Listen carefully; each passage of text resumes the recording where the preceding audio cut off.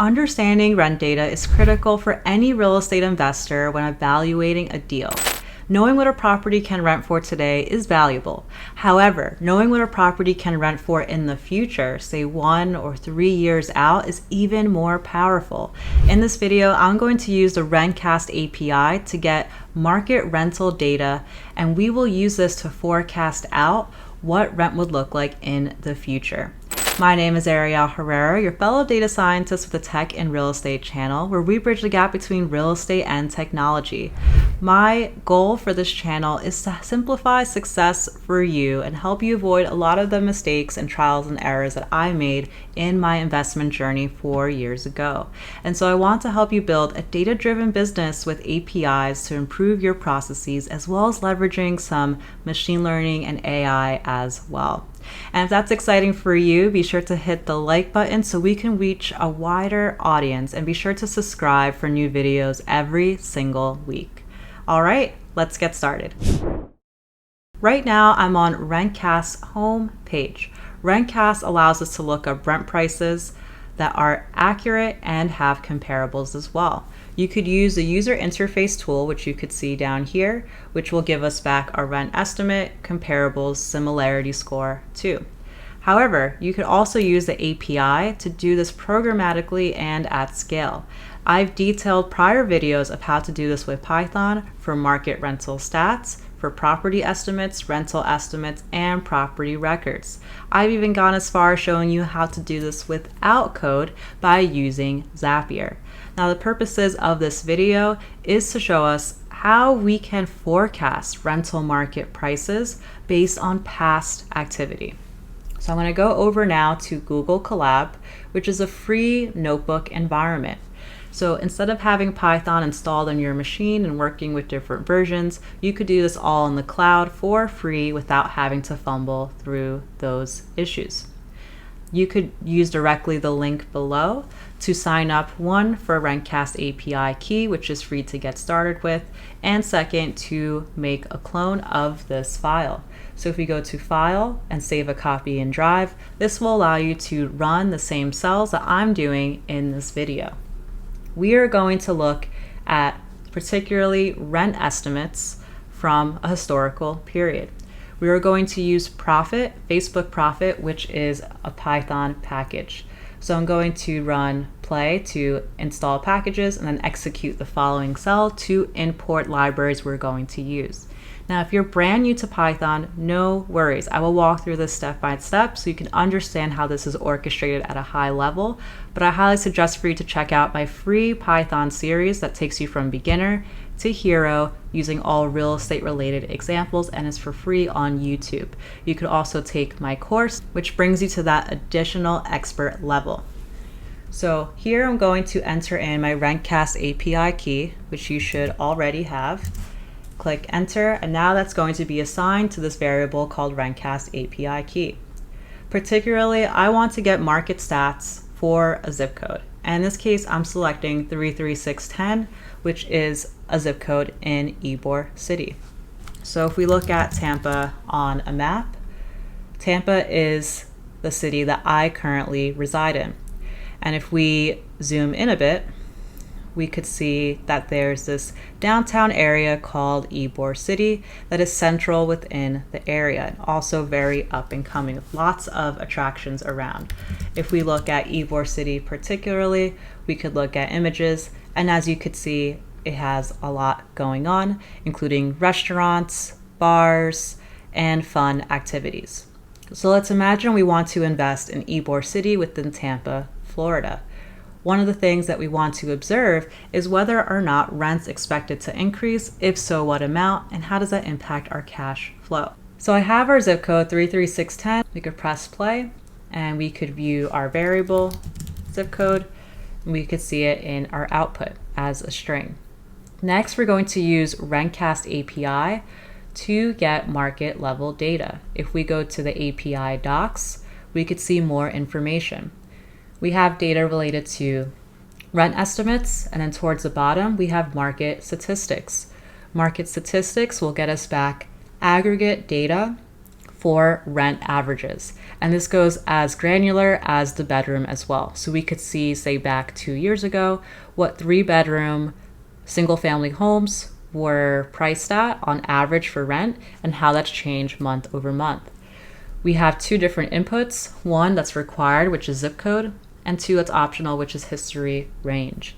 On the right hand side, we have example based on your programming language to get started by copying over this code. So we are going to request market data for that particular zip code, and I want to go back 5 years. So I have here set 60 months. Then I have Rentcast API key, and I'm going to make my request and transform it to view the text output. So if I press play here, we could see the ID is my zip code, and I have a whole jumbled mess a bit of data that's returned. I see things along average rent, max rent, total listings, but this is not easy to interpret. So my next step is to take this, the rental data key and history key, and view what are the months that I have my data for. And we see this data goes back to 2020 of April. Then if we want to observe just one single period, so the latest, which is at this time, August 2023, we could see here that the information we get back for this single time period includes average rent, minimum and max, so we have a bit of a range here, how many listings, and then we have it broken out by bedroom. So we could see 1 bedroom all the way to 5. Now, if we wanted to view this, where we can see all of these bedrooms for each time period in one single table in a data frame with rows and columns, we could do so with this next cell.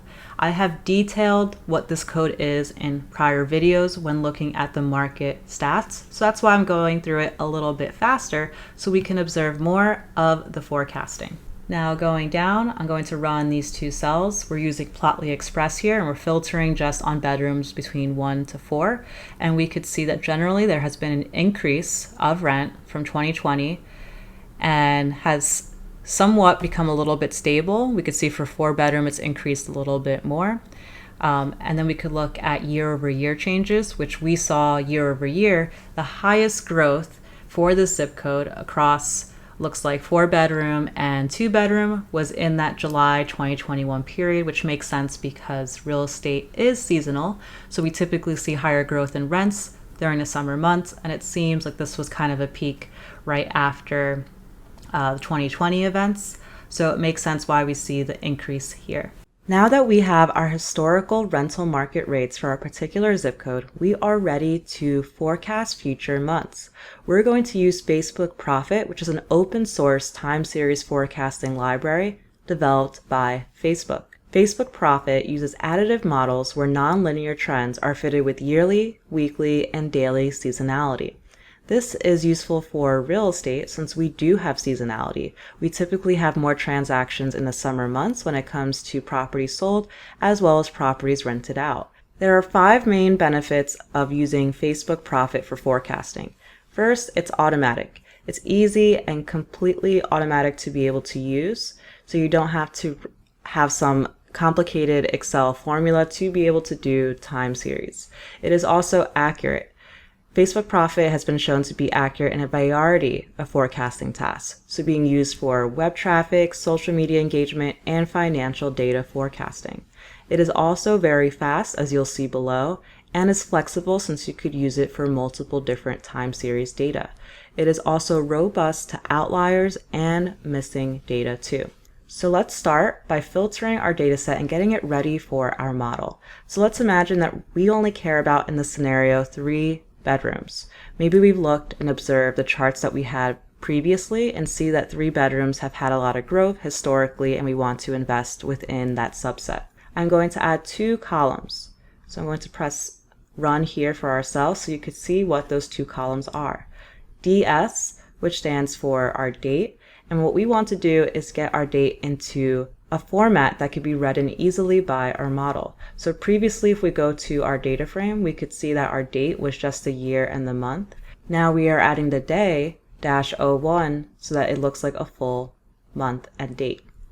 Then we want to have one single column that Facebook Profit is going to train on and then predict on. This is going to be our average rent, which I transformed into an integer. And this is how we get our output of these two columns that would be fed into our model. Before we feed into our model, we want to have a subset of training data and testing data. In this scenario, we're going to do a 90% and 10% split, so 90% of our data set for training and then 10% for testing. Ideally, we would have our data go back maybe to 2017, so we would have more to train on. But in this scenario, we are looking at a month-to-month basis over a handful of years. So what I'm going to do is plot what our current rent looks like. So this is similar to the chart that we saw previously with Plotly, but now with Matplotlib. And now we can actually fit our model. So we are creating here a Facebook profit model that is being fit on our training data set. We can view our model's seasonalities and component nodes, which can be modified when we do the initial training. But for these purposes, I'm kind of going to go through this pretty quickly so you could just get a gist of the power of forecasting. Our next step here is creating a future data frame. This is going to have all of our dates, including the training dates and our dates that we're going to be testing on. We are now going to use our model to predict our future dates, which are those 4 different months. So let's press run here. And now we could view our model results. Our y-hat is the actual prediction, and then we have a lower bound and an upper bound. We can now plot this. This graph helps us to understand our model's results. So let's try reading through this.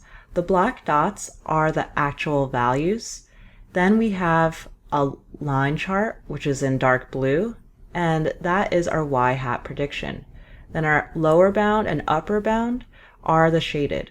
So say if we looked at 2020 April 01, we could see that our prediction is 1806, which is right about here. Then our y-hat lower is 1660, which falls right around here. And then our upper bound is 1936, which falls right over here. However, the actual value for rent was about 2100, which was a bit of an outlier. And as we could see, this is kind of skewing our model a bit, as in the next period for 2021 in April, it has a higher prediction, when in actuality, the rent was lower for this time period. And then if we look at the future period, we could see here how our model performed on our testing data. So for May of 2023, it had the average rent to be 2244, when in actuality it was 2139. So not too far apart, but we could see that there's some overestimation happening with our model than what the actual values are. So this makes me inclined to try to make some modifications based on the outliers we are seeing and see if we could retrain our model to help us predict a larger future time period. So let's go down to making some modifications. So the first thing we're going to do is actually remove that first row of April of 2020, since we know this is an outlier in our data set. We are going to retrain our profit model based on all of the data that comes after April of 2023. From the results, we could see that profit disabled weekly seasonality and daily seasonality, which makes sense since we are not observing that and we're looking on a month-by-month basis. Next, we're going to make future predictions on this modified model, and we're going to look 12 months out from the current end time period. So if we plot this, now we could see a bit of a cleaner chart. For example, that previous month in 2021 April, how our prediction was a lot higher than the actual value and not even in the lower upper bound, we could see now that that prediction is a lot smoother and is closer to the actual value. If we take this data frame for forecasting and we look at the last 12 periods that were predicted, we could see what the estimated rent is for those months. So at this stage, let's say I feel confident in this model and I want to use it to predict rent each month for the next 12 months. I could then modify my cash flow metrics as well to see how that would change based on my estimation. For a market that is growing, this can help you to see what is some of the future value. Maybe a deal that you might have originally passed on could be a good deal based on rental market growth. And lastly, we could view the components of our model. We could see that trend. Generally, rent does increase for this particular zip code. If we were in a declining market, we may see this going down instead of up. Great, so in this video, you've been able to use Rentcast API to get historical rental data and be able to predict 12 months out into the future by training a Facebook profit model on time series data. So how can I utilize this information in practice? Well, right now I'm on Coffee Closers, a company that I've co-created with other developers. And here we could see Tampa on the map. I've selected the zip code that Ybor City sits in, and we could see some top properties that are on market alongside their cash flow. Here I can select a particular property. And just by looking at the property, I may initially think, hey, this isn't a good deal. I can see that my monthly profit would be negative $354. But knowing that rents are increasing in this area, and maybe I'm trying to invest for the future rather than just for right now, I may think, okay, I can increase rents by $100. So by the time I close on the property, when I list it, I do expect there to be a 3-month lag there, and there should be an increase in rent. Then if I were to go below asking, so this area is still considered more up and coming. As we could see, it's a BC neighborhood. So we could probably get a little bit lower, maybe not have as much competition from families. And in this case, my monthly profit has now increased, still a negative number, negative $80, but this just overall helps us to start to get a sense of how we can make this deal work.